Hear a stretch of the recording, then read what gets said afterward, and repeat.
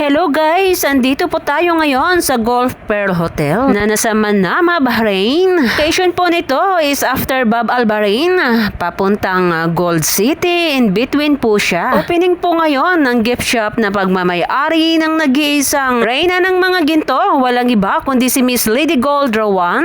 Ang isa sa mga OFW na masasabi nating successful sa buhay. Meron po siyang business na dalawang restaurant na matatagpuan sa Gudaybiyah, Bahrain at sa Jufair po sa Al Najma. Syempre, kaya siya nabansagan ng nag-iisang reyna ng mga ginto dahil nagtitinda po siya ng mga gold online. Kanyang pag-online po ay merong business permit siya at ngayon nga po nadagdagan ng isang shop. Ganda ng location niya, andito lang sa Manama. At dahil sa opening po ngayon, ayan na nga si Miss Lady Gold Rawang. Papasok na po siya sa Golf Pearl Hotel. Ang kanyang shop po ay matatagpuan sa ground floor lamang sa loob mismo ng hotel. Pakaganda po dito at secured. At ayan na nga siya, ang nagniningning na mukha ni Miss Lady Gold Rawang. Siya nga ipapasok na sa kanyang shop. Si Miss Lady Gold Rawang ay isang huwarang OFW. Nagsusumikap sa buhay para umasinso. Meron na po siyang 4 na business na hinahawakan. Hindi na nga niya iniinda ang pagod